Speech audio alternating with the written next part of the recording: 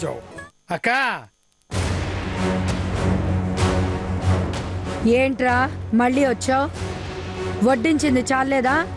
కొట్టినా నువ్వే పెట్టినా నువ్వే, తప్పు చేశాను దండించావు. అంత మాత్రం చేత నిన్ను వదులుకుంటానా అక్క? ఎంతైనా నువ్వు నా అక్కవి, నేను నీ తమ్ముణ్ణక్క. అది సరే, నువ్వేంటక్క చాలా సంతోషంగా కనిపిస్తున్నావు? ఇప్పుడే రామబాణం వదిలాను, ఇంకా ఆర్తనాదం వినపడట్లేదేంటా అని ఆలోచిస్తున్నాను. What what what what what రామబాణం వదిలేవా? ఎవరి మీదక్క? ఆ దీప్తికి కాకుండా పోయే అత్తా మామల మీద. ఏంటేంటేంటేంటేంటి కాకుండా పోయేనా? ఇదేదో కొత్తగా ఉంది. ఏం చేసావక్క? కాస్త ఓపిక పట్టరా, అటు నుంచి ఇటు వస్తుంది వార్త, ఇక్కడ మారుతుంది విధాత రాత. సత్యమక్క, ఫోన్ ఎత్తక్క, ఎదురు చూస్తున్న కాలు వచ్చిందేమో. హలో, ఎవరు? ఛాయాదేవి గారేనా? అవును, మీకెవరు కావాలి? ఛాయాదేవి గారేనమ్మా. అవును, నేను ఛాయాదేవినే మాట్లాడుతున్నాను. మీరెవరు? నమస్కారం అమ్మా. నమస్కారం. ఎవరు? నేను శ్రావణ్ ఫాదర్ని మాట్లాడుతున్నాను. ఓహో, మీరా? ఎలా ఉన్నారు? అంతా బాగున్నామమ్మా. తమరితో ఓ ముఖ్యమైన విషయం మాట్లాడదామని ఫోన్ చేశాను. ముఖ్యమైన విషయమా? ఏంటండి అది?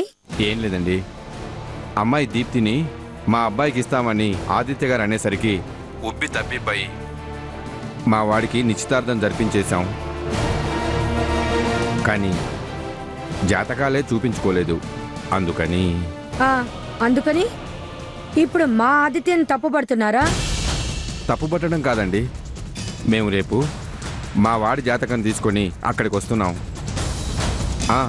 తమరి ఈ విషయాన్ని ఆదిత్య గారికి చెప్తే ఓసారి అమ్మాయి జాతకం కూడా చూపిస్తే మంచిదని.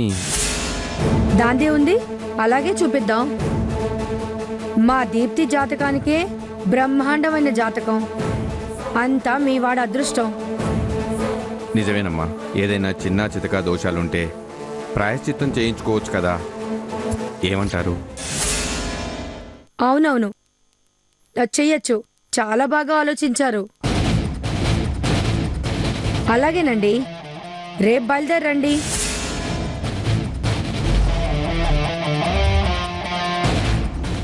ఉంటానమ్మా. మంచిదండి, మీ ఆవిడని అడిగానని చెప్పండి. అలాగేనమ్మా, ఉంటాను. ఏంటక్క ఏదో ప్రాయశ్చితం అంటున్నావు? పాశుపతాస్త్రం వదిలాన్రా, గిజగిజలాడుతున్నారు. రేపొచ్చి ఆదిత్యను గజగజలాడిస్తారు. ఏం చేసావక్క? పంతులు